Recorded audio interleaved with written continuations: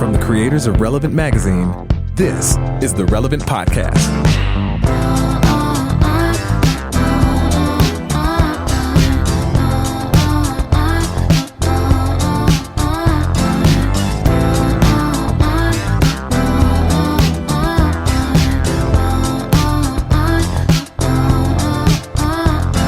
It's the week of Wednesday, May 2nd, 2018, and it's a special edition of the Relevant Podcast. Wow. I'm your host, Cameron Strang, and here with me in our Orlando studios, Eddie Big Cat Koffolds. So my name is the same still. Okay, everything else is weird. Yeah.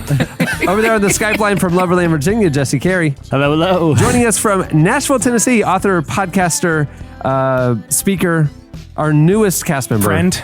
Annie F. Downs. Yeah, I just didn't know how many words you were going to say. Good morning, I just Jess. kept Happy going. Wednesday. He was censoring a lot of things. And all the way apparently. from the new producer room behind the window, our illustrious producer on the ones and twos, my brother, Chandler Strang. Hello. Let's give that last part another run. All the way from purgatory, Cameron's brother, Chandler Strang. I can't see him. I mean, there is a window. Oh, there he goes. Yeah. So here's what's going on, listeners. You know, we had our live 600th episode last Friday. It was like 20 minutes ago. It really was. Yeah. Live show was the celebrating best. 600 episodes. A lot of you joined us, tuned in live. You watched on Facebook Live or Instagram Live. A lot of you know, we released it unedited. John Mark McMillan was with us. It was a lot of fun. We had a live studio audience. Oh, yeah. And we announced deep into the show that starting with 601, things were going to change. What we are trying right now is a grand experiment for the month of May. Yeah. We are thinking about permanently going to 2 shows a week. Yeah. And so for May, we're gonna give it the old gung ho, the old try, The old college try. The old college try. That's what I was looking for. The old gung-ho. The old heave gung. What? No, so we're trying 2 shows a week. What we're gonna do is release a show on Wednesday and on Friday. Here's why. Ready? Why? The good thing about analytics is you can see how long people listen to the show. You can see how many people listen. You can see where they're listening from, all that kind of stuff. Yeah. We've been releasing shows that were about 2 hours long for the last several years. God willing, 2 hours. And what we learned was most of you listened for the first hour. Yeah. Oh. Yeah. And are out pretty much. So what we're thinking is... What happens after the first... Well, we started talking to people about this. Okay. And they're just like, well, it's the commute. Oh, it's mowing the lawn.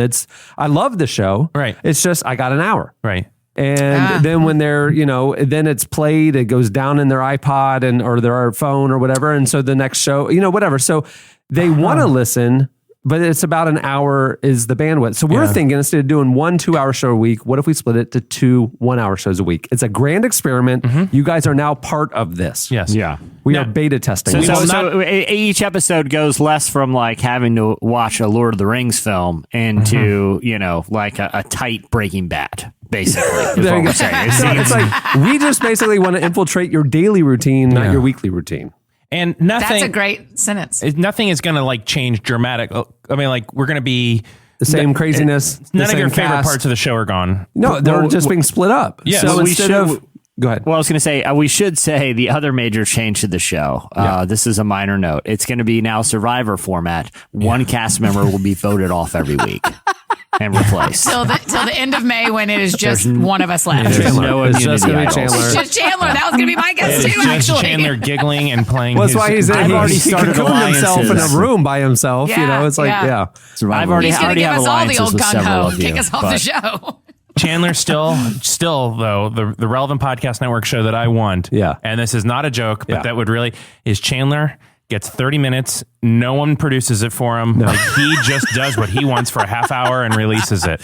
And We're gonna go some dark places. Oh, that's what I want. Or it's just like, hey, I did like a remix of the Yodel Kid, and he just like plays it or whatever he does. Getting some traction on the internet. Yeah, what he's interested in with finance. I mean, just anything.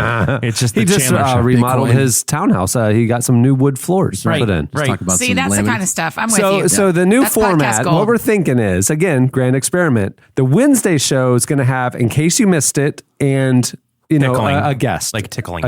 a guest, Oh, and the Nope. and the listener feedback. That'll be the Wednesday show. The Friday show is going to be Slices, the other guest, Oh. and listener of the week. That'll be the Friday show. Oh, now I do So it's like the same show, just split into two. Just halvesies. Yeah. So people are really. So when's the question of the week then happen on Wednesday? That would be the Wednesday show. Yeah. So people will still have the 1 week to get their question, like their responses. Yeah. Yeah. Well, It's a whole thing. when do we? Worth a thing, shot. man. When do we just get goof around free skate time? Is that Hey, happening now? Eddie, shows. one more question. Yeah. Hey, one more question, Yeah, go ahead, and we're Jesse. gonna have to vote you off. Okay. Like a new format.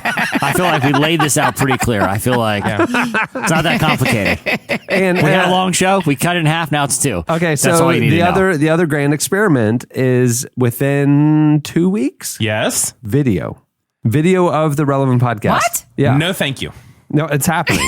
I didn't like it when we did it the first I know. time, and I don't like it now. Well, it's the ship has sailed. The train has left the station. I got into podcasting because I felt as though my look lent itself to an audio Hey, format. you have a branded polo shirt now, and we got to put that on TV. I just saw the headshots that you guys took. Yeah? I'll never Yeah. use them. I can't ever. Why? Oh no, Too much. Why? Well, they're fine. I just can't handle it too all. much. What do you mean?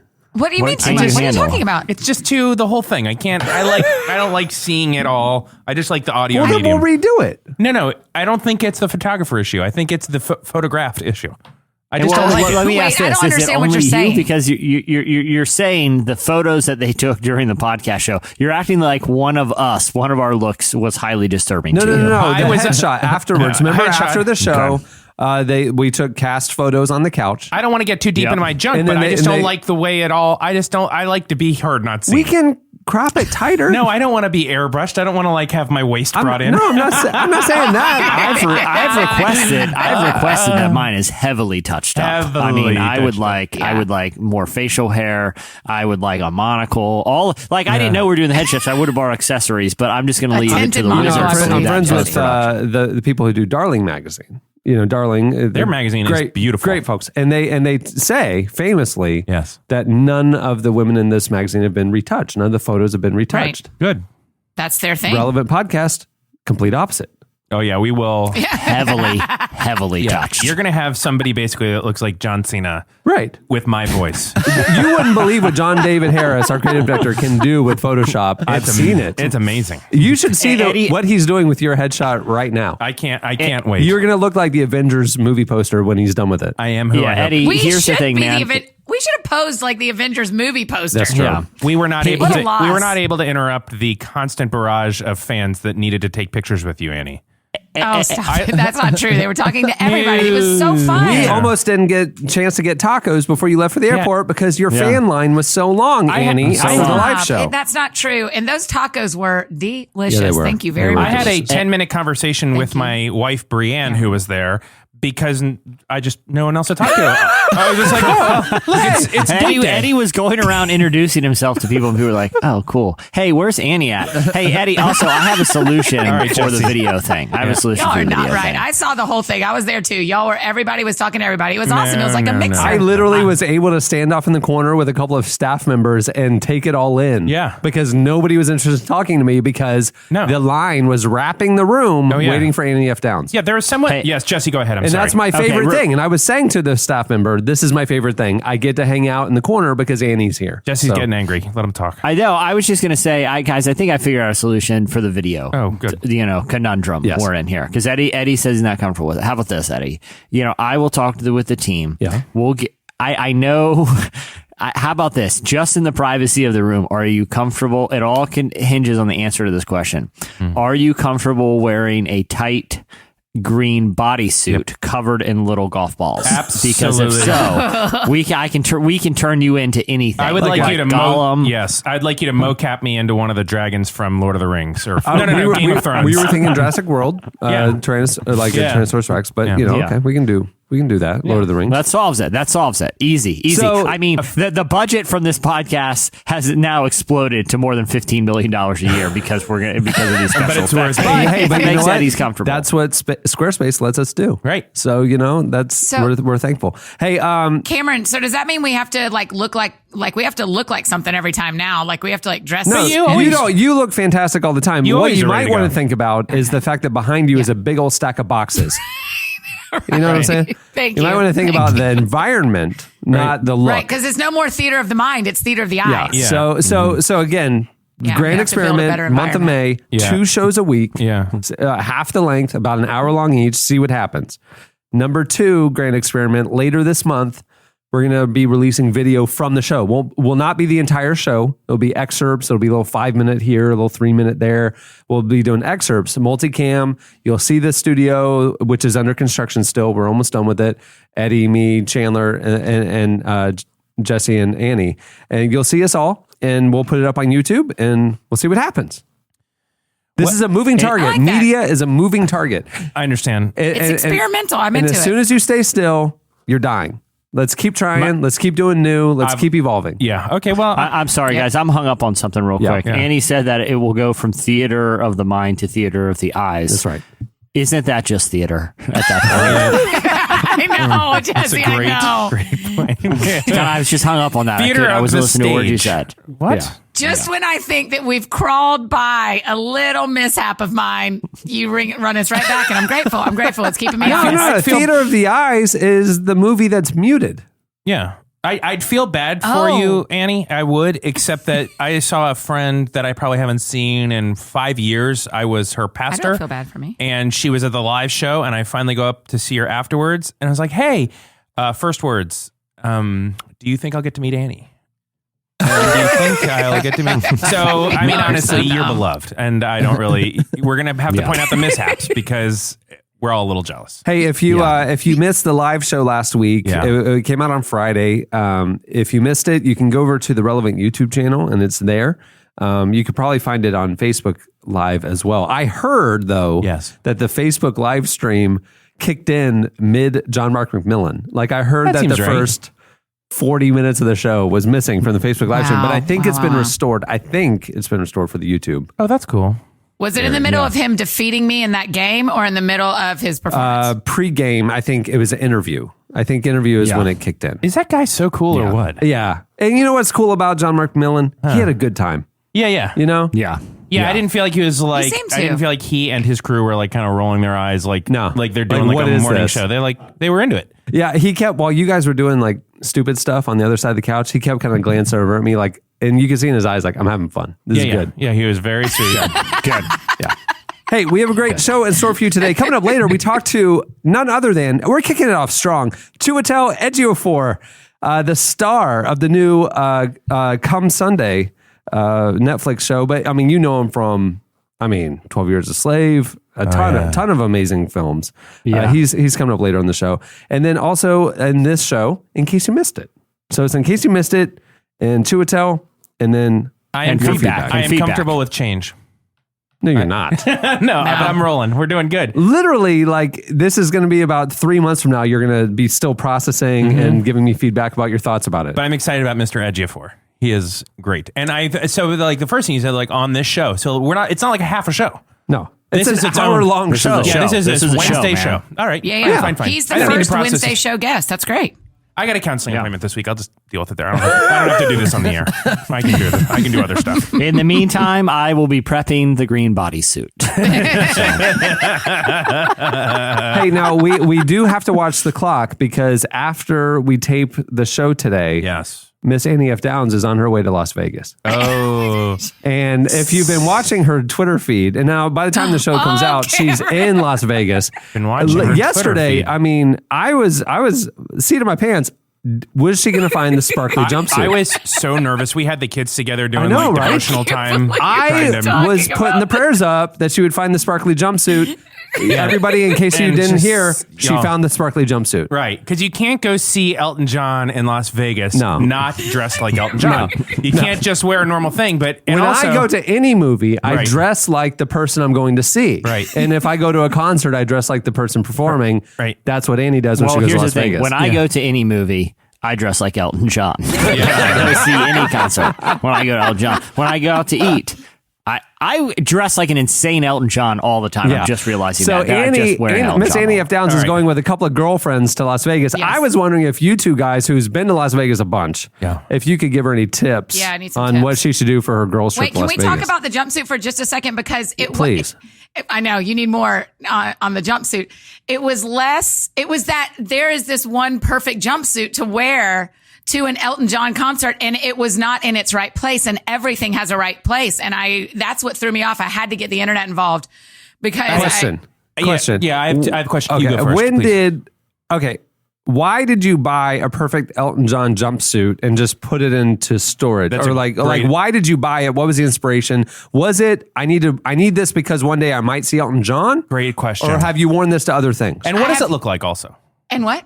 And what does it look like? Well, it's a onesie. Theater of the It's mind. a jumpsuit. Theater of the mind. It is silver and gold. So this, yeah. Uh-huh. It's flowy. It's beautiful. Y'all are going to love it. I'm telling you, you're going to love it. But it is the reason I purchased it at Christmas because it was on sale at Anthropologie, thinking you can't walk away from this beautiful of a jumpsuit for that cheap of a price, even if you don't have a place yet. I understand. And then So it really was purchased for a special occasion, it was purchased for, there will come a time when this is the right jumpsuit. which is now this week. Thank you, which is Elton John, of course. Yeah, you will actually be underdressed there.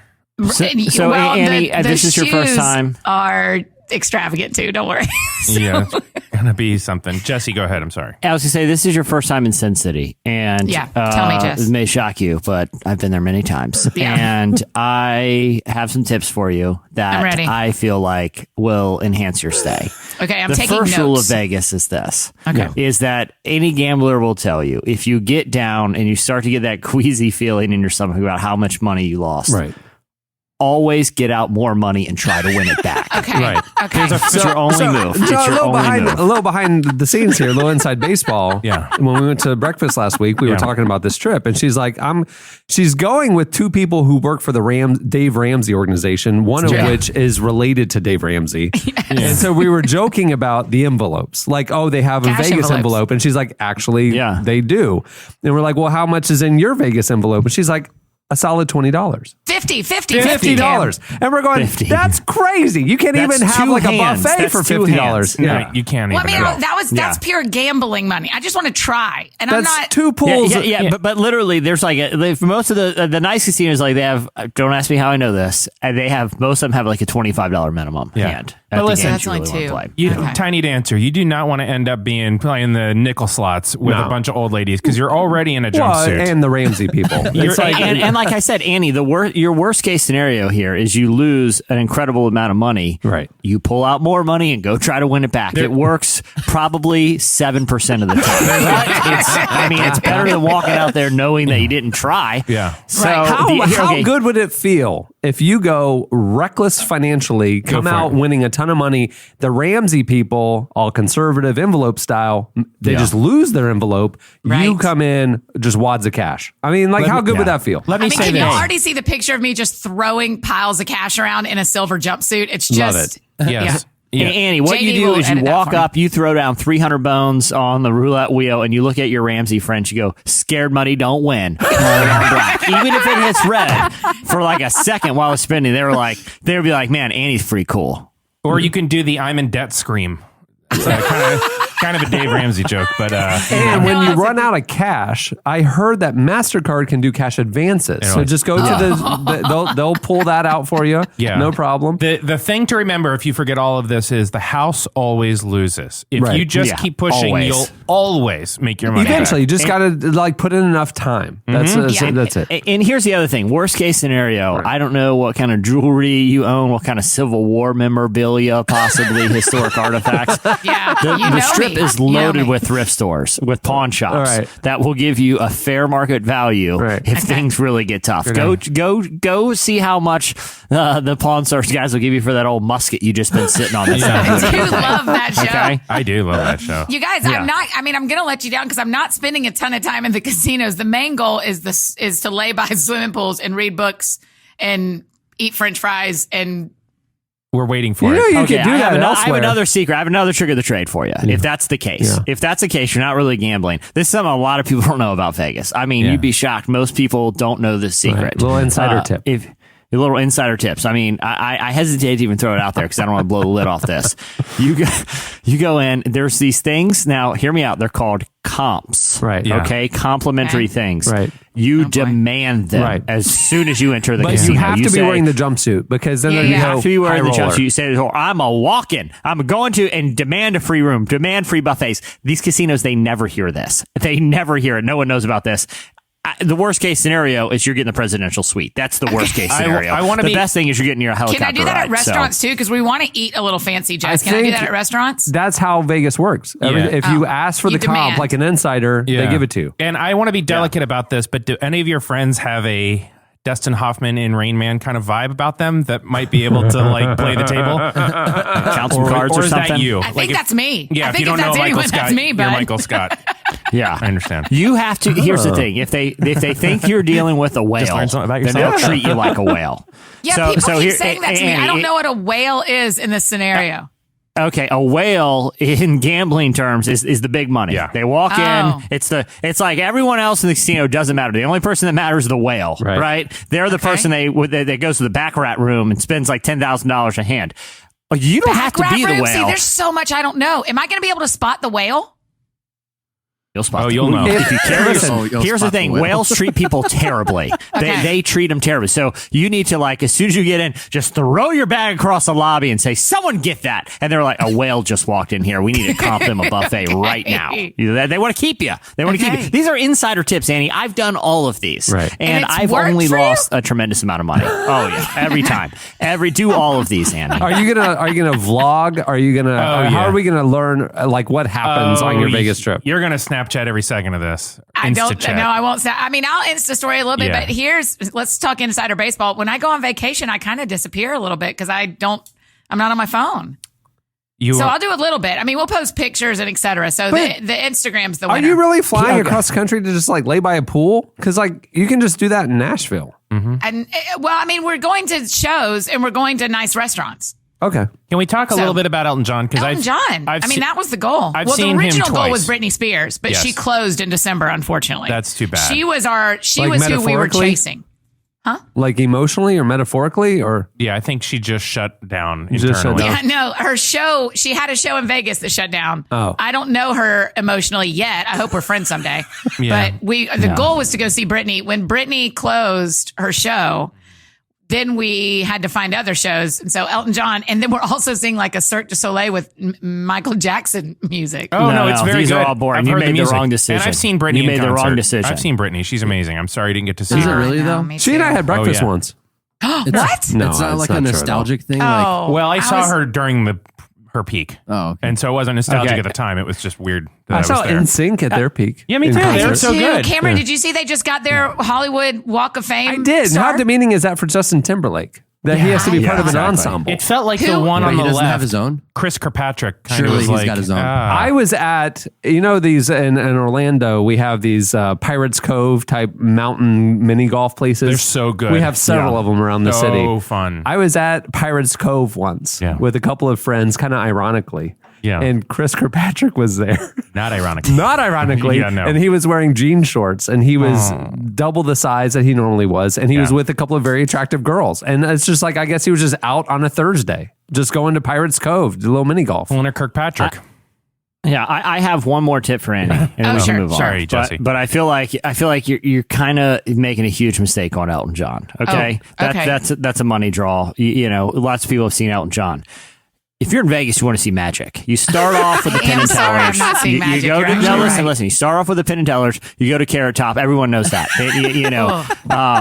You get a what's his name, Chris Angel. You get the big three: Carrot Top, Chris Angel, Penn and Teller. That's a Rushmore. Penn and Teller. I counts have as one. actually seen Penn and Do the Teller big in three. Vegas. It's awesome. Yeah. So here's the insider trips. The further off the strip you go, okay, to these gosh. other hotels that have magic acts, the more dangerous the magic gets. There's a- the more likely you're going to see a horrific accident happen on stage. I'm talking knife Which is the throwing. goal. I'm talking juggling chainsaws. They get sketchy off Yeah. the strip. That's where you get Dude, the real there's a magic. truck stop in Barstow that you don't want to miss. It's about an hour and a half out of Vegas. Lovely place. Can I wear my jumpsuit? It's pretty much a requirement. You would be the whale at that truck stop if you walk in with that That jumpsuit. sounded like an unkind thing, but it wasn't. No, I know. It's a gambling term. It's I just gambling. want to be careful with you. You're still our friend. Hey, can I give one Elton John hot tip, Jesse? Please. If we have time for more tips for Annie. sure. You're going to want to prepare the Kiki D part for Don't Go Breaking My Heart, because you know that's a duet between Elton and Kiki D. Oh my gosh, you're so right. Yeah, you're going to want to prepare her part because he'll sing. I've seen Elton twice, and I was fully prepared for Kiki.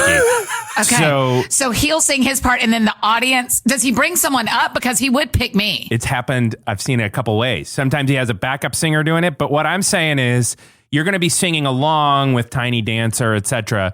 But when Don't Go Breaking My Heart comes on, you're going to need to be ready. Is just all I'm saying. Okay. So do you know it? Okay. No, but I am going to download it immediately. Can you sing? Yes. Cameron, I think Congratulations. I think if we ever do Vegas, let's me and you go and let Eddie and Andy do their own thing, because their Vegas trip sounds like nothing I'd want to do. Jesse, here's the deal, Jesse. Like, me and Cameron would go and treat it like two real degenerates. Jesse, we Like, start- we're there to gamble and go see sketchy Jesse, magic we shows. start in Barstow. Period. We start in Barstow and work our way up. Yeah. Gambling, sketchy magic, hard stop. Okay, I don't Here's have time the- for Elton Okay, John this here. is the truth. Last time, I've been to Vegas in forever, but the last time I was in Vegas, I played in the World Series of Poker. Why not? What? Yeah. Well, I play poker. Yeah. And I was in LA Karen. at a Dodgers game. Yeah. And there was little signs that said Viva Las Vegas. And I was like, let's go to Vegas. Yeah. And so we hopped in the car, and 4 hours later, we're in Vegas. We show up. It's during the World Series of Poker at the Rio. And I walked in and registered and played. I didn't play the $10,000 main event. I played satellite events, but I played in the World Series of Poker. I have the tournament player chip. I spent several days there. It was great. Wow. Is it true? I mean, I'm going to know this in 7 hours. Is it true that they pump in like oxygen and keep the lights up all the time so that you think it's daytime all the time? 100%. Yeah, and there's no clocks. Not in the gambling saloons I visit. You're very aware when it hits 4 There's a a.m. fog It goes. of menthol in the air, the ones I like to go to. Have you Hey, seen here's the beauty of this show and coming out on a Wednesday is if any of our Vegas friends want to give me tickets to their magic show, Yeah. I'll be there. Just tell me. Just I tweet mean, me. there are two Vegases. There's the Vegas you're going to go to, and then there's the Vegas that like you Yeah. see in That Jesse swingers, goes to. where they Like go in. Molly's It's game. like the old people, and it smells like menthol. You know what I mean? Yeah. It's two Vegases. And I assume that's the one you'll be at. I was about to say, Cameron, you're making some real assumptions thinking I'm not picking old people menthol Vegas. That's true. That's true. What if I am? Well, That's the real Vegas. bet high. House never loses. That's right. Learn the House Kiki D never part. loses. I think right. that's all Scared we money. What's it, Jesse? Scared money always loses?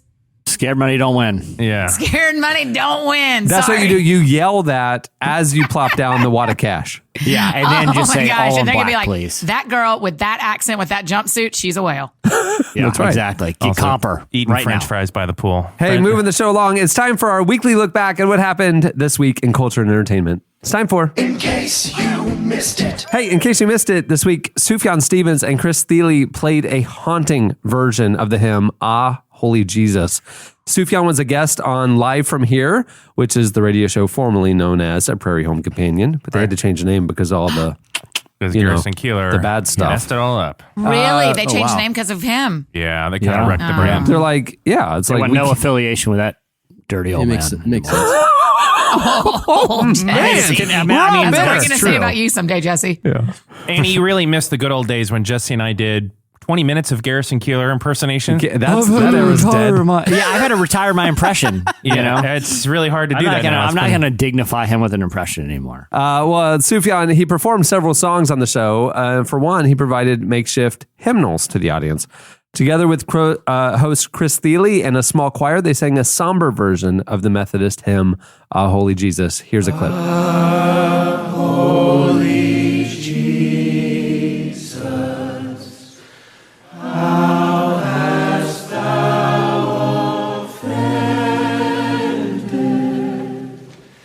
Brought to you by the Ketchup Advisory Board. That was Chris Thiele. Biscuits. Wait, hey, with the rebrand live from here, do they still do the old timey commercials and stuff, or do they just Not do as they much. kill the format? Chris Staley is kind of slowly backing away from All of it. that. I love it though. His musical guests, as you can hear, Yeah. are Yeah. pretty phenomenal. Yeah. He was one of my favorite. Like, I mean, I know when he was on the pod. I enjoyed talking to him so much because he's such He was an interesting like dude. the week that he was taking over the hosting duties. Yeah. He joined us, here on the Yeah. Relevant podcast to talk about his nervousness and his plan. I've been following him for a long time. I was a big Nickel Creek fan when I lived in Oh, me Kentucky. They too. came through all the time, and I saw them so many times. He has got maybe one of the best musicians alive. Do you listen Right to now. Punch Brothers too, Eddie? What's that? Do you listen to Punch Brothers too? Oh yeah, Yeah, I love his stuff. so good. It's funny the week that he was on, we did the interview and I got talking to him for a while, and he got into talking about his faith and how he kind of lost his faith, but he still thinks it's really important to incorporate it into the show, like hymns like this. And afterwards, it was the week that he was also a guest on Wait, Wait, Don't Tell Me. And Love that show. one of the questions that he was asked was about the Nickelback challenge, because they were making Nickel Creek Nickelback jokes, And so after the interview, it's like ends on this like really kind of like somber note of him talking about faith. I'm like, hey, by the way, I'm the guy that listened to Nickelback for a week that you talked about on Wait, Wait, Don't Tell Me. He's like, oh, cool, man. And that was it. And that's, I think I burned the Good. bridge, but classic Jesse Carey ending. I know. Is that the stuff that you lay awake at night and think about, Jesse? Because that's the kind of stuff that I lay awake at night and think about. No, I haven't thought about it since then. Actually. Yeah, so where you and I Jesse are has a different. pretty strong no regret policy. He yeah. just Yeah. kind of keeps Especially plowing in forward. Vegas. Yeah. Hey, in case you missed it, Facebook is now partnering with mega churches to help them build community better. Tennessee megachurch Mount Zion Baptist is part of a new partnership program between churches and the social media company. At the church's 5 locations, get this, congregants are greeted by smiling Facebook employees who invite them to laptops where they can learn to use technology to connect with other church members. I know people are expecting me to react a certain way to this. Because you're a former pastor. Yeah, but I'm not going to do that. I think this is a great idea. What? Do you? Oh, no. Oh, okay. I was like, Oh, okay. I'm it's interested to hear why, Eddie. No, I it's was good. like, yeah, me too, well, Jesse. the church came this to the is attention terrible. of Facebook's manager of faith-based partnerships, Nona Jones, when other pastors heralded the church's commitment to reaching generations that have a large contingency of digital natives. She told CBN News, Facebook is committed to communities of faith. We work with leaders of influential churches around the world to help us better understand what are the products and tools that are needed to build community on our platform. Facebook also partners with churches including Elevation Church, which is Stephen Furtick, Life Church, which is Groeschel, and the Potter's House, TD Jakes. So there you go. So, Eddie, why are you opposed to this? Give me a 30-second reason. Well, I mean, if I don't know. I'm going to speak for myself. It just feels a little odd that a for-profit company is in the lobby getting you to sign up for their platform and commercializing a sanctuary experience. That's kind of tough for me. But Yeah, I'm not as concerned about that because there's plenty of profit happening in the church. I just more like I would be driving people towards connection that is real versus connection that is but virtual. it's still real. You're still it's not like you're talking to AI robots. You're talking to other people. You're just it allows you to do it when you're not in a scenario that's face to face. Yeah. well, it's a way to also get the church announcements midweek. Small group stuff, updates. Yeah, I do. I mean, I do think that's a real thing for our generation. The ones behind us I just read a book about people who met online and blah, blah, blah. And the reality is that feels like true connection to us. Like the generations above us, I'm not putting you in that, Eddie, but the generations above us don't necessarily feel like that's true connection. But to us, texting and social media and all that feels like is real connection for us. And so I do think But it's they're offering not. something. Like I understand that it What do feels you that mean way. it's not? Like, I mean, how is it any is. different than Andy, what you need to know is Eddie is by definition a millennial, but he is also an old man. So Right. I am a 70-year-old millennial. right, that's right. Right. Which is fine. Just explain why this is not connection to you. Because I mean, the extreme example would be an extreme example would be the four of us. We are all fully available and making jokes and talking about things, but who in our life actually knows us? And the way like, furthermore, the way that we are known and allow ourselves to be known is not through any of this. This is all branding. Can I be vulnerable like about this? I've been realizing over the last 6 months, like when I'm more active on social media or posting stories and things like that, is when I'm my loneliest. And when I'm actually with people doing things that I care about, the last thing I think about is grab my phone to film it. Right. You know, and like I've noticed the shift. Like both ways. And because I probably filmed a little bit more this weekend because I just didn't have friends around, and it was like, hey, look at what's going on. And then, wow, 7,000 people watched that. That's cool. And then comments, and it kind of fills a void, but that void was filled by doing things with actual friends in previous weekends. Yes. You know? And so I'm not saying like it's all bad, because there's like podcasts that are deeply touching, and I've read articles, like there's a lot that has moved me to better understand who God is because of this whole thing. But most of it is just kind of one layer beyond knowing my name, but not at all knowing who I am. And so to me, church is the place where I want to fight hard to be uncomfortable and be in like a small group and to actually. But also, you're like a public figure, Eddie. We have a different experience of this than people who are going to church in Middle Tennessee. Oh, I don't agree. I think that they still like, I understand, but I think that.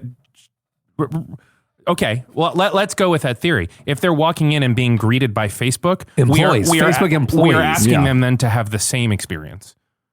No, I don't think. See, here's the thing, Eddie. I think you're looking at it as a replacement instead of a way to enhance, right? So like, they're not saying, hey, sign up and go leave. They're saying sign up and come into the church so that when you leave, we have a way to stay connected with you. Like, I don't think the church they're not doing things on their brand. Yeah. I don't think the church or anyone is suggesting that this offers a replacement for, meeting together and in-person community. But look, man, people live busy lives. It's hard to get in touch with people. It's hard to stay in the know. It's hard to keep things straight. The tough thing for me is honestly the commercial aspects of this Facebook partnership. It's not the idea of staying connected digitally as a church community. To me, it's like, sign up for this thing so we can then profit from your digital identity and stuff. It would be like during the service if there were sponsor reads.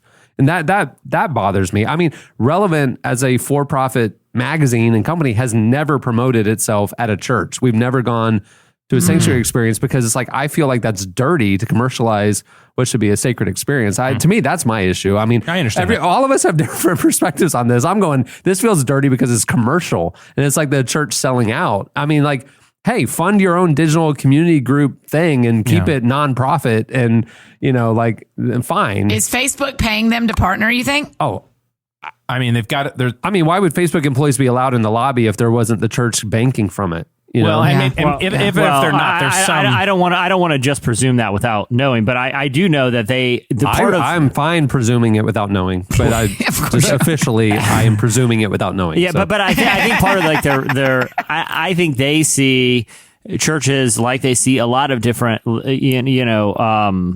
large communities groups to profit from. Yeah, organizations. Yeah. But again, real quick, I'm not saying, obviously Facebook is a very large business, and as we've seen very recently, there's a lot of reasons to be concerned about it. But that doesn't mean that they can't have also altruistic motives in certain things. Like, I think it's shareholders don't care about altruism, man. They're just looking for volume and profit. I mean, to me, this gets murky. I mean, it's just the motives of the organization and the business model gets murky when it enters sanctuary. But I do like that community. Jesse's giving him a chance. I mean, there's there's something to that. But Jesse's also very weak. This is where I should disclose. I accept a sizable fee from Facebook to promote them at any public opportunity. Because he has to fund his Vegas trip somehow. Yeah, exactly. I got in debt on a trip to Vegas, and Facebook loan sharked me. They loan sharked me. Jesse is 14 grand into the MGM. If I don't say this, their lawyers are going to pin Facebook Analytica on me. They've threatened me. It's scary. So everyone, invite Facebook to your church, please. Good people doing good things. Seriously. I don't want to go to jail. They're going to put me away with Snowden and Russia. I'm going to go to Siberia. Invite Facebook to church pastors. Oh, man. Hey, in case you missed it, a hedge of protection prayer played a prominent role in a Young Sheldon episode this week. Okay. So in the scene, Sheldon's family is hunkered down in a bathroom while a violent storm rages outside. Here's the prayer. In the name of Jesus, I place a hedge of protection around this house and my family. I command this storm to skip over our home in Jesus' name. I wish peace to every single person in this room and declare that not one of us will get hurt in this storm.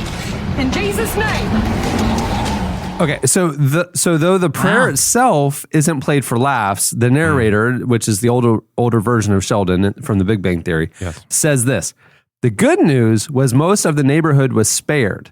The bad news, my mother thought she had something to do with it.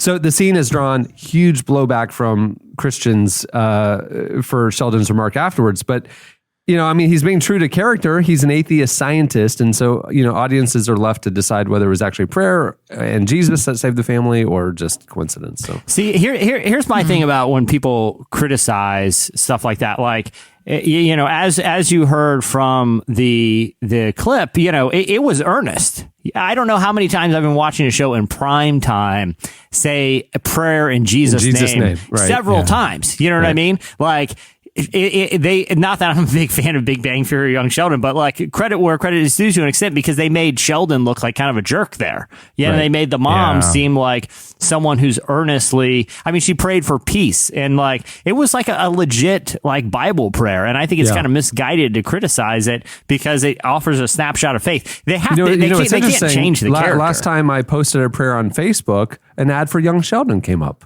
I was signing up for my community group at church. And then a Young Sheldon episode was promoted to me. It was crazy. Let me just say this while you mentioned Facebook. Please sign up, everyone, in your small group. Greatly appreciate it. So altruistic of you, Jesse. I got all my devotionals on Messenger. It's so amazing. And Young Sheldon actually reads them to you. Young Sheldon's mom. Oh, it's the best. Yeah. Oh my God. I got to tell you why. I mean, this is a real minor point, but the fact that hedge has always been the hedge of protection. Why not a fence? You can go right through it. Brick wall. Anything. It does seem like a hedge is relatively easy to penetrate. It is. Yeah. Hurricane Irma, our hedges did nothing. Like a hedge of disguise, maybe. Right. A hedge of, like camouflage. Where did we get that? Where did that start? But protection, not so much a hedge. No, a hedge did not protect our screen porch. No. We had stuff maybe right privacy. Through it. A hedge of privacy. A hedge of privacy. A wall of protection. A cinder block wall. Yeah. Well, that's why Chandler moved to the other room. Yeah. He needed a hedge of protection. He needed a room of protection from Eddie. And also, between us girls, I love having him not in this room. I know, right? It was so much more room for activities we can stretch out. So much better. He's not in the corner lording over you. It's just like he's in there playing Candy Crush or whatever. And it's just like, no, he's Pokemoning it. I couldn't believe I sat at a table at lunch with him on Friday and he Pokemon Go'd right there. I just didn't know. Literally, there's 10 of us having community in person and he's on his phone playing Pokemon. I was a part of the conversation. I was just playing it at the same time. Yeah, he had found a gymnasium. To be fair, I had just demanded he sign up for a church Facebook group that I'm responsible for filling, and I'm getting dangerously low on people, so please sign up. In case you missed it, this week Hank Azaria said he'd be willing to step aside from the role of Apu on The Simpsons. Yeah. Since the release of the documentary The Problem with Apu late last year, there have been serious cultural discussions about the controversial Indian-American Simpson character. The filmmaker, comedian Hari Kondabolu makes the case that the Indian convenience store owner perpetuates negative stereotypes. Though the show recently addressed the debate with horribly, in my opinion. It was with a one-liner that seemed to dismiss the controversy as just political correctness. Hank Azaria, who has voiced the character for decades, is striking a different tone. Well, he was a guest on The Late Show this week as Stephen Colbert asked him what he thinks the series should do with Apu. And Azaria explained that he thinks the show should first hire more diverse writers and said that he's willing to, quote, step aside if that's what the team believes is the right thing to do. Here's the clip. What do you think should happen with the character going forward? Yeah, I've given this a lot of thought, really a lot of thought. And as I say, my eyes have been opened. And I think the most important thing is we have to listen to South Asian people, Indian people in this country, when they talk about what they feel and how they think about this character and what their American experience of it has been. And as you know, in television terms, listening to voices means inclusion in the writer's room. I really want to see Indian, South Asian writers in the room, not in a token way, but genuinely informing whatever new direction this character may take, including how it is voiced or not voiced. You know, I'm perfectly willing and happy to step aside or help transition it into something new. I really hope that's what The Simpsons does, and it not only makes sense, but it just feels like the right thing to do to me. Yeah, I've been reading a bunch about this and may share some of it later because it has been just like on Friday's episode, maybe. I will not be a part of Friday's episode ever. We talk that I'll only be. I like to be on 2 podcasts a week, and this I've already got another one. So sorry, pal. Like this is just racist.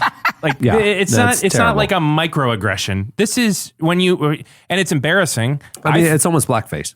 Right. Well, I would say that it is exactly like it is a parallel between it's a cartoonish stereotype of a different race. Right. It is. It is mockery. Well, and what's unfortunate is if they would have taken a different approach to the character instead of making like the main joke the stereotype. Like I feel like The Simpsons has the opportunity to, they offer a lot of humanity to the characters once they get past the dumb stereotypes. You know what I mean? Yeah. But even Mr. Burns. I mean, he's a crotchety old miser, greedy man or whatever. But like they show dimension to his character. They haven't with He's Apu. the one with the pointy nose, yeah. Yeah. Well, even Ned Flanders, like that's right. Like over the years, that character has evolved where he's no longer. And I'm not trying to make it like some sort of moral equivalency, but the joke with him started like a lot of jokes on the show. We're going to make a stereotype and just play with that, but they've evolved that character into something more complicated. Even characters like Groundskeeper Willie have had interesting character arcs. I think their approach to humanizing their characters who are cartoon characters is fine. The problem is that they're basing the baseline joke is a problematic and offensive one. I just can't believe that The Simpsons, they've always been so cutting edge. It seems like they have really dinosaured. What happened to them? How are they not seeing this? How is it not just a full apology? Right. Cut the character because they have the best writers. Have they ever done that though? Has that ever been their stance, or don't they always take it to the next joke? I don't think they've ever. They've never had anything this size. My feeling is like they would almost like double down and make it like like we are such a biting commentary. You're missing the point. Self-referencing. But they didn't. They didn't even do that. They just kind of like phoned it in, and it ruined everything. But you remember on SNL a couple of years ago when, rightly so, there was a ton of criticism because there was just no diversity it was all just white people. And I think was it Keenan was like, I'm not playing black women anymore. Like I refuse. And they won on the first show back. They made fun of themselves relentlessly. Yeah.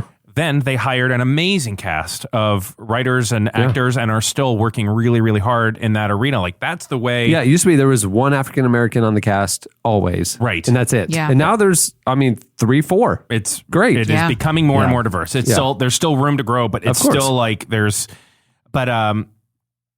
Simpsons has just been ridiculous.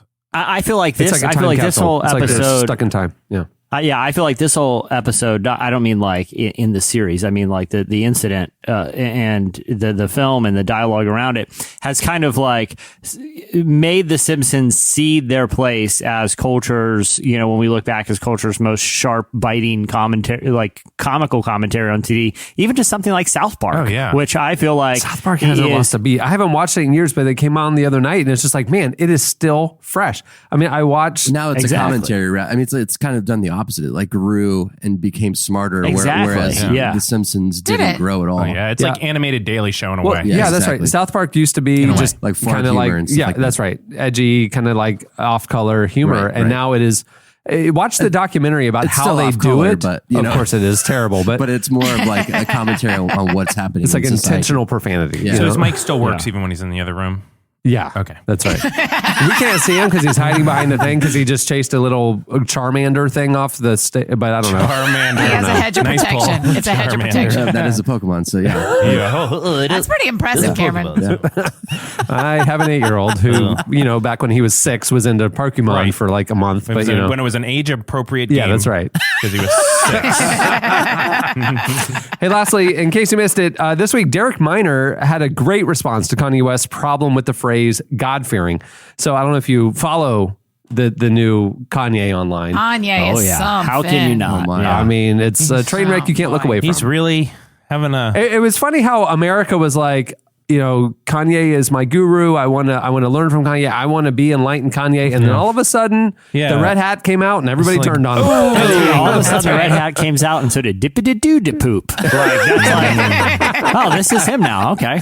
Well, never mind. Wasn't expecting this, but here we are. Well, this week Kanye tweeted, and I'm going to read it verbatim because there's a couple words missing, but I don't subscribe the term and concept of God-fearing. That's a dated mentality that was used to control people. We are in the future. If God is love and love, it's the opposite of fear then. To fear God makes no sense. That was his tweet. Obviously, the tweet raises an interesting theological question. I mean, throughout the Bible, the fear of God is referenced as a posture that true believers adopt. But the Bible also says that there is no fear in love, but perfect love drives out fear because fear has to do with punishment. And the one who fears is not made perfect in love.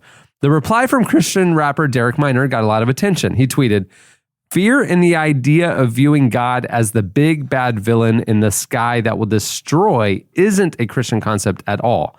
Fear equals reverence like a parent, knowing that God loves us but also disciplines us, always for our good and betterment." This whole Kanye thing, not comfortable with it. No, but truly. I can't. What do you mean? Like just even acknowledging that he says crazy stuff? Is he the Wizard of Oz?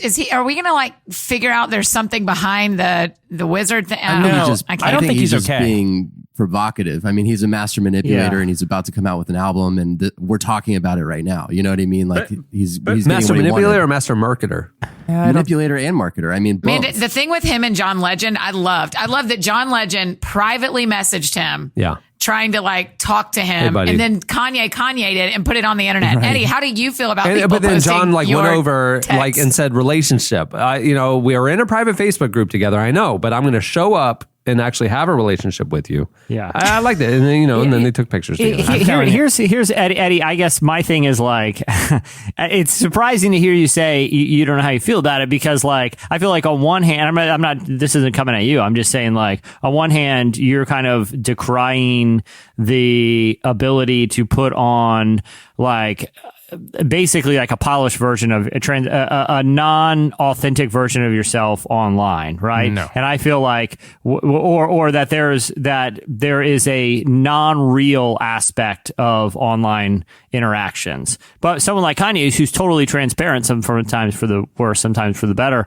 I feel like that shows that the medium can be completely transparent. I'm not saying that's always good, but I do think it offers the capability to have authentic and uncomfortable conversations. No, I don't like it, not because of any of that. I don't like it because I don't think Kanye is okay. I think this is when Britney shaves her head and all of a sudden... Well, he did have a breakdown. Do you? I don't think I think we're... he went to rehab and this he's been going through stuff. Yeah, I feel like he's to me, this feels like, and I don't know, of course I don't know this. How could I possibly know this? But it doesn't feel like manipulating marketing. It feels like a guy who is unhinged a little bit, and I sort of don't love making. There's something. Yeah, you don't want to speculate about. You know what I mean? Because partly I think he just likes being a provocateur. I do, but something just feels. This whole run, the last couple of weeks with him, has just felt like okay. Let's let this guy just tucker out because there is something. But then again, he's putting it out there, and he's a public figure, and we're allowed to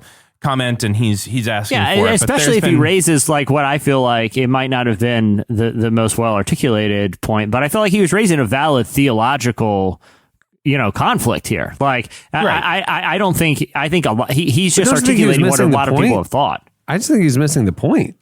I think he's just saying fear and love, blah blah, and he just misses it theologically, and he's just he doesn't care about that. He's just trying to get a reaction. Yeah. For sure. But if the outcome is, here's my thing, if the outcome is more people are debating theology, even if it's Kanye West that's throwing out his problem with it, I think that's a net positive. I think Jesse people is so generous on the Wednesday show. Have y'all noticed? Yeah, he's loving young Sheldon. He's loving Kanye. I have taken out a large loan with Facebook, and I'm comfortable right now with my Vegas debts at the moment. He's got a soft little heart, that Jesse Carey. It's on Wednesdays. Okay. Hey, well, that'll do it for the first Wednesday edition of In Case You Missed It. Stay tuned. Up next, Chiwetel Ejiofor joins us. I'ma ride it till it's over.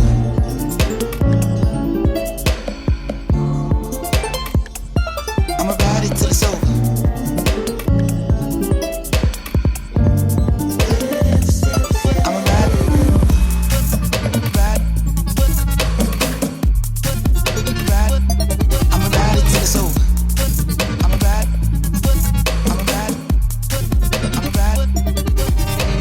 You're listening to Anderson .Paak. The song is Till It's Over.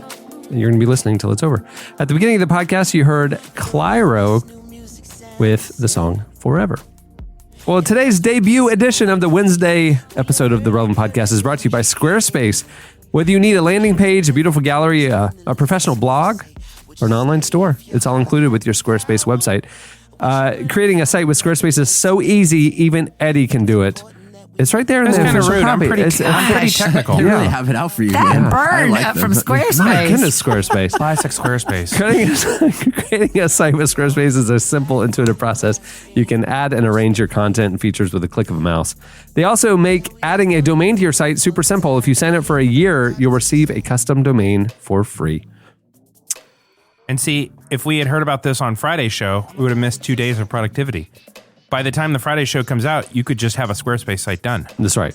Literally. That's how because I understand time. So you're telling people to go to Squarespace, sign up for the free trial, get a site thrown together. It'll be beautiful. Get it up by the Friday edition. Your free year trial could start on a Wednesday instead of Friday. Enjoy your windfall. That's right. Hey, go to squarespace.com/relevant right now for a free trial. And when you're ready to launch your site, use the offer code RELEVANT to save 10% off your first purchase of a website or domain. That's squarespace.com/relevant. Squarespace, set your website apart. Chiwetel Ejiofor is a critically acclaimed actor known for roles in films including 12 Years a Slave, Children of Men, Amistad, American Gangster, and many others. And he stars in the new film Come Sunday, which is out on Netflix right now. He was in American Gangster? Uh-huh. Yep. Yeah. In it, he plays Bishop Carlton Pearson, who it's a true story, who lost his church and many of his friends when he stopped believing in hell. We recently spoke with Chiwetel about the film, his own faith background, and why it's so important to be civil even when debating difficult topics. Here is Chiwetel Ejiofor.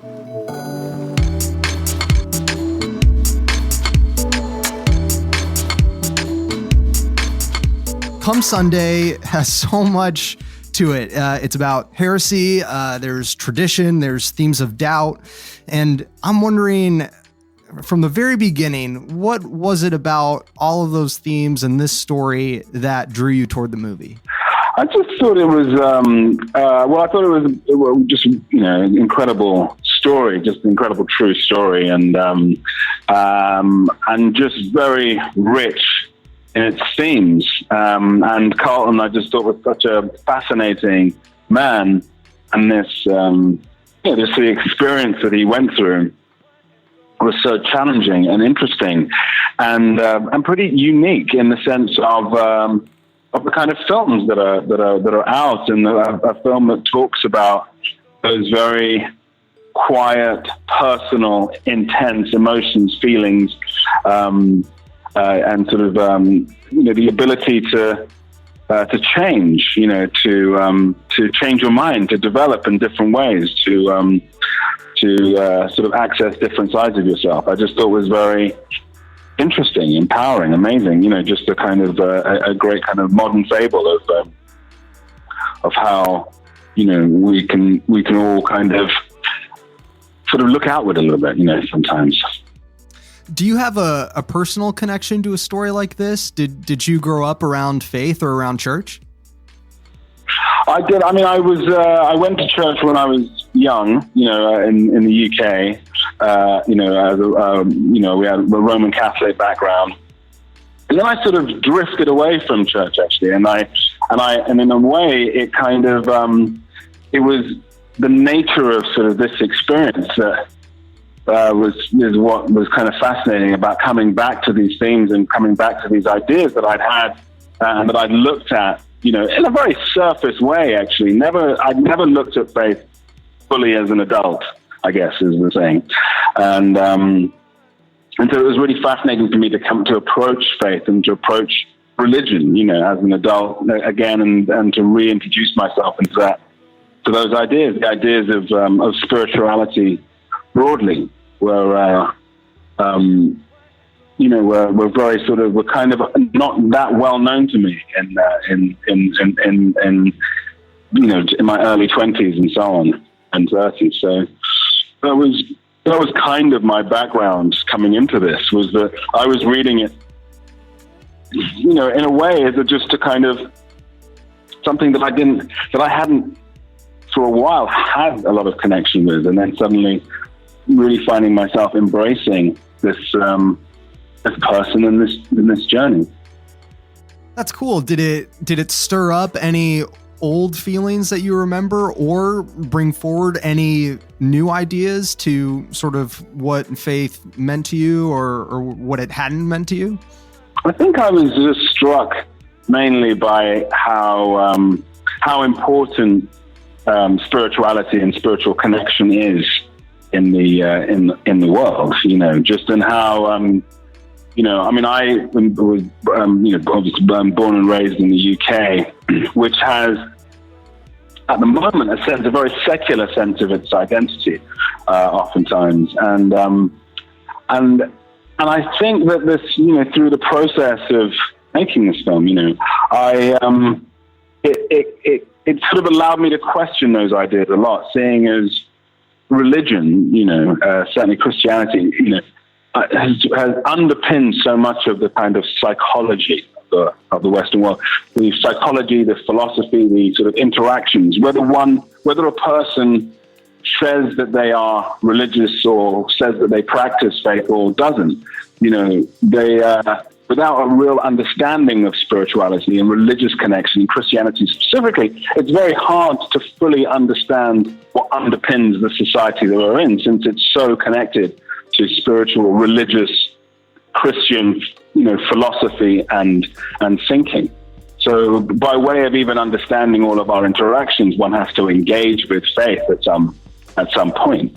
And so it really did deepen my connection to that understanding, just the kind of normalization of all of our relationships, all of our relationships to government and to judiciary, the normalization of relationships between men and women, the kind of partnerships that all of that is kind of is underpinned by philosophically and in practice by religious thinking. Chiwetel, last question. I'm wondering what is your hope for the movie as the movie ends and the credits come up? What do you hope people will be thinking about? Well, I suppose it's the capacity to, people's capacity to change, people's capacity to connect with one another, people's capacity to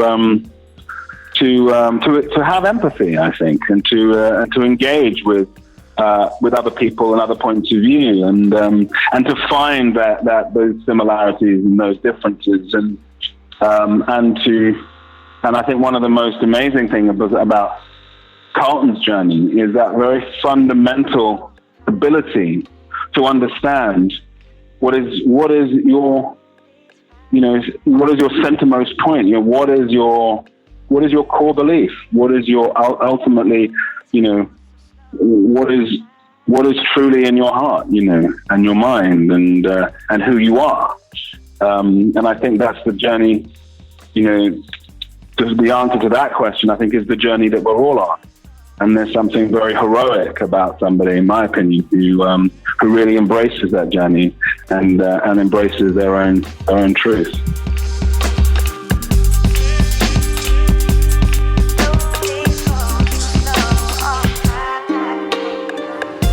That was Chiwetel Ejiofor. Stay tuned. Up next, your feedback.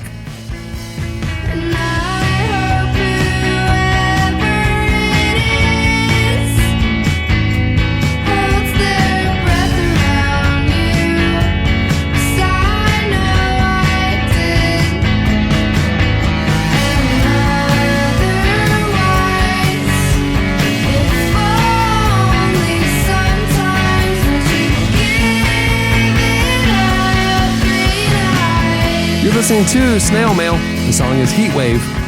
Okay, it's time for your feedback. All right. So last week on the live show, we just did a audience Q&A that I did not prep the people for. That was one of my favorite moments. I was like, hey, when Elliot stood up to talk to you about his job that he tried to get here. I did talk to Elliot afterwards before he went and talked to Annie, of course. But it was he was okay with it. He's a very sweet man. I spoke to Elliot as well. Yes. And I told him my love language is saying things that are so awkward it just completely makes everybody in the room uncomfortable. Yeah. I have had it very rarely turned around on me, and I appreciated the gesture. Yeah.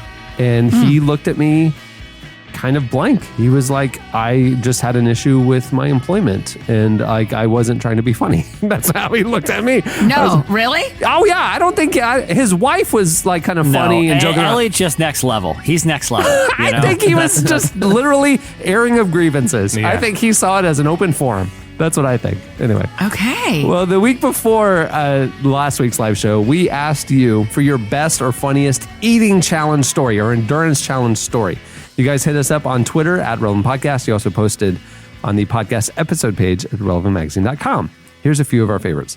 This Travis Watson, this is such a brilliant move. So he was in a fantasy football draft at Buffalo Wild Wings a couple years, and you know how fantasy drafts get. All the players are rousing each other, right? And they decide at the end of the draft they're going to do a head-to-head blazing challenge, which is who can eat the most of the restaurant's hottest wings in 12 minutes. Evidently these are pretty hot. The challenge started, and one of them finished 6 in the minute, and one of them only had a couple left. The guy who ended up winning had a confession to make a little time later after the challenge, because both of them are in like real pain here from just scarfing down. I don't know if you guys ever eat something really spicy, but 12 minutes is a long time to just keep eating spicy stuff. Did they have milk or sour cream or anything to help out? I don't think in the 12 minutes. I think you have to wait till the 12 minutes is up. That's rough. So it's a pretty intense challenge. One of the guys, the guy who won, confessed later that he talked to the waiter. He like snuck out, talked to the waiter and said, "Hey, make sure you bring mine. Make sure mine are actually mild." The waiter laughed and agreed. So one of them was eating Why did they do this? It was just guys. Bragging rights. You know. It's like, why do you walk into a casino as the funny. whale and throw money around? I mean, you just do it. I'll tell you why. You just gotta feel special. In episode 602. Yeah, I mean, you're at a Buffalo Wild Wings. It's what you do. Yeah. Okay, so here's one from a girl named Kristen Schroeder, and she's telling about it. Now, she hasn't done the challenge, which feels like you shouldn't really be able to teach a challenge without doing it, but it's the Big Texan Steakhouse in Amarillo, Texas. They have a 72-ounce steak challenge. That's unbelievable. You have to eat. Wait, 72 ounces, how many pounds is that? 5? 6? 6 pounds. I don't know, man. 6 pounds. 16 ounces to a pound, right? I don't know. Yeah. There is not a time limit. How many liters? I think it's like a kilometer of steak. Kilometer of steak. Yeah. Celsius. Got it. So you have to eat the steak. And you have to eat a baked potato, a salad, and shrimp cocktail. That's the part that really kills me. Cocktail. Shrimp cocktail just feels like, okay, all right, I'm moving through it. Why? Oh. Yeah. And you either, if you eat it all, you get it for free, or you have to pay $100, which we have done a similar challenge. My friend Adam and I did a challenge like that here at a place called Sweet Cece's, where he had to get $16 worth of, if he could get $16 worth of yogurt and toppings in the cup, I had to pay for it. And if it didn't, because it's by weight. And so we tried to do that too. You say it's by, because we've been to Sweet Cece's so many times. Sorry. It is a yogurt place that is, you purchase by weight. Apparently. And so the goal was, how heavy of a bowl could you get? And it was similar to this, where if he got over $16, I had to pay. And if it was under $16, he had to pay. And it was $15.52. Thank you very much. Way. Yes, $15.52. But this guy, so you have to pay $100 for this steak. And she linked to this article where a woman had eaten 3 steaks and 3 rounds of sides in one sitting. Well, at least. And in 20 minutes, that's weird, right? There's something not right about that, right? right? The salad. It's the salad. I'm like, why the salad? Yeah. You know, like, well, you want to be healthy. No, I know. That's what I'm saying. Like 72 ounces of steak. You got the loaded baked potato. I'm not a savage. You got to have a little Caesar. Yeah, a we little gotta have a fiber. little roughage in the diet. But Annie, I love. Okay, so that one, it's like, and even with the Buffalo Wild Wings, there's some element of competition. There's some motivating factor. Right. This one from Jorge has none of that. There's something to it. It was just he, for some reason, wanted to see how far he could go, how far he could push himself. He went to a local Chick-fil-A, and they had a special for an entire month that for $11.99 you got unlimited nuggets, waffle fries, and a drink. Mind you, there's no competition. Okay, right. There's nowhere in the restaurant are they challenging you to eat as many as you can. It's just this is like the Dazzle Do It. This is the $4 unlimited pancake thing at IHOP. Yeah. We made it a challenge. Exactly right. So he drank 2 Powerades, 1 order of waffle fries, and I want real quick around the table. How many chicken nuggets do you think Jorge ate? And how long of a time period? It sounds like a normal lunch period because he said high school kids were next to me and they wanted to take a picture. I don't think he was there all day. I'm gonna go 47. 30. I'm gonna go 1. So that I win. The price is right. Who said 40? Cameron? I said 47. Yeah, Cameron wins. It was 64 chicken nuggets. Gross. In one sitting. He did throw up twice in the parking lot and regretted it a lot lately, but 64 nuggets is a lot of nuggets, man. Wow. That's so much wasted money to puke all that in the parking lot. That's only $12. I mean, whether he would have eaten 8 or whether he would have eaten 64, I mean, he's paying the same. 64. You don't have the Right, mindset of a gambler, Annie. That's the problem. That's why I'm concerned about you. You take them for all they're worth. If they keep bringing you nuggets, you keep eating them. That's right. Did anybody read the one from PC Walker yet? No. I was reading his while someone was talking. I'm sorry. Okay, PC Walker, who PC writes a lot of feedback. I met PC Walker at a Jesus Culture conference. Very nice. Oh, I always appreciate PC's feedback. Agreed. This makes me really love this man. It was not an official challenge, but in college, I did set a record for consecutive visits to a Perkins restaurant. I went 21 days in a row. As a result of being there so often and getting to know the late shift staff, I got to create a college menu for students from our university. Also, at my graduation, the whole late night staff gathered their tips for one night and put it in a gift card for him. Oh my gosh. And then the day after I finished the 21 days, a good friend of mine began a string of 22 days just to beat me, which is something that was very rude. But I love that, right? It's not a challenge, but I mean, you really made friends. That's something Where Chandler could you would do. eat for 21 days in a row? Where could you go every day for 3 weeks? Oh, I could do sushi every day. Could you? Oh, yeah, I could eat sushi only. I bet I could go to Waffle House. Oh, of course, that's what you're going to say. You're from Nashville. I go to Waffle House every day. I could probably go to Chili's every day. Really, Good man? answer. Is that Makes really me true? look better, Chandler. Thank you. Yeah, Chili's is the best. It's my Dude, favorite Chili's is restaurant. underrated, man. Chili's it is your gets a bad favorite- rap. I don't think it's bad. You know, I think it's it's like lovely. you know, like the hipsters, like the norm core. You Yes, know, like yes. it's like the I get ironic it. thing. That's his Chili's, Right. It's his norm core. That's right. You know, Yeah, he's not going Cameron, to you were Perch. thinking so hard right then. What was your answer? The thing about my personality is the thing that I love is I don't let myself do. Like I could eat pizza every day. I don't have pizza twice a year. Yeah, Like you would go to. I love I could it. eat pizza every Well, it's day. because when you order pizza and you've shared this, you will eat the pizza. The entire pizza. Right. Like There- I don't no moderation. I'm all in. All or nothing. Right. But you know, Devin stuff, buddy. burgers, fries, pizza, I could eat every day. No Yeah, no question. problem. In real life, Chipotle. I'd get a salad bowl every day for 21 days. Yeah, no problem. I had an experience at Taco Bell the other day. I pull up to the drive-thru and all the prices were just so cheap. Like they had so many deals going, and I was like, "No, I'm not going combo Load it up. here." Load it and up. I just went kind of a la carte and was getting like weird stuff that was only $1. I had a gigantic bag full of food, and I think I spent $7. And it was I came home to a feast. Like I just laid it out on my table, and I looked at the variety and assortment of Mexican delicacies, and I was like, "Wow, this $7 bought me this. This is what a time to be alive. What a country." I Do think you it's ever look FAA at that rules. bag? Legally, we can't say Mexican. You know, Or like delicacies. or delicacies. Yeah. Or Well, you can say Mexican, but you have to alter the spelling. Yeah. It's like, yeah. Yeah, I did air quotes as you were talking. So All right. Yeah. Okay. We're off the hook then. We're off. Jesse, do you ever look at that bag from Taco Bell and then literally ask yourself, like, how is that going to fit in my body?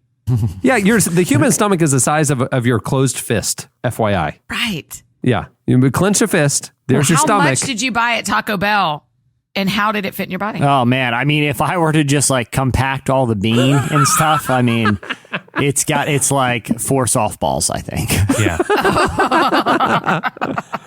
Oh man. All right. Well, that'll do it for your feedback. There's a lot more where that came from. You have to scroll past the live show stuff, but if you want to join in, go check it out. Yeah. Okay, it's time for this week's editorial question of the week. Well, earlier on the show, we got talking about the hedge of protection.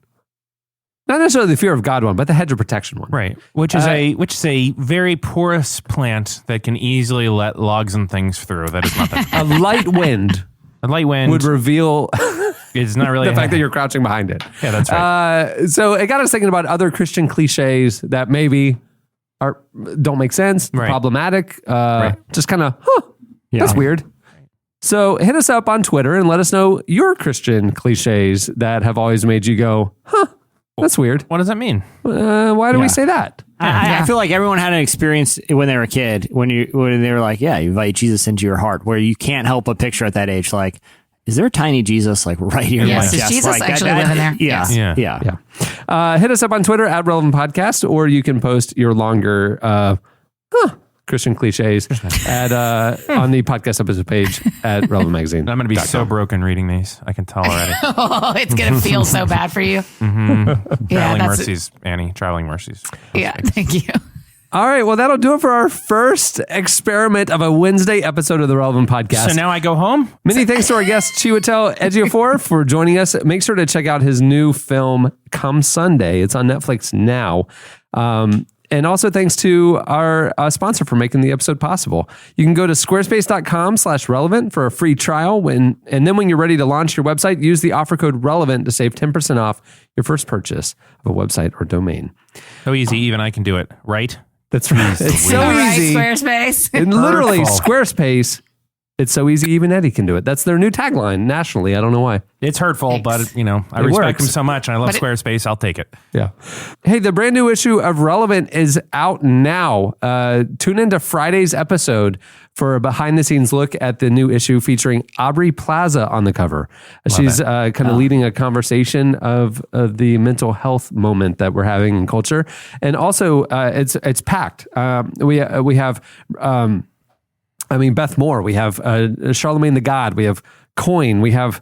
I guess Charlemagne the God article is very good. I love it. It's so good. Tune in to Friday's episode of the Relevant Podcast for more of that, of audio experience of the new issue, or you can go to relevantmagazine.com. You can view it now and subscribe while you're there. I think you'll like the print edition. It looks really good on your coffee table. So I would say pretty. 15 years in, this might be the best cover we've ever designed. It's beautiful. Yeah. That or Mace. Yeah, It's one of the two. The old Mace cover. We were really proud of that at the time. 2004 was a big deal. All right. On that note, we'll wrap it up. I'm Cameron Strang. I'm Eddie Koffoltz. I'm Jesse Carey. I'm Annie F. Downs. And I'm Chandler Strang. We'll see you on Friday. So I just sit here. Is it ever gonna change? Am I gonna feel this way forever? Are you gonna be around for me to count on, count on?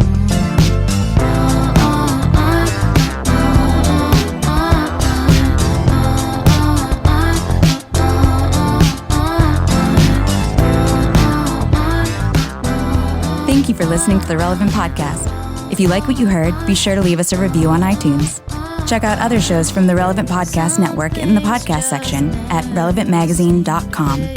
And while you're there, browse exclusive podcast merchandise at our online store. Make sure to subscribe to Relevant Magazine. Info is available at relevantmagazine.com/subscribe. Hold you tight, squeeze you right, tell you what I want. Put me in your bedroom and I'll sing a little song. Hold you tight, squeeze you right, give you all I've got. See you in the morning over coffee, we'll talk. Oh, is it ever gonna change? And all of a sudden the red hat came out, and so did Dippity-doo-de-poop. Relevant Podcast Network.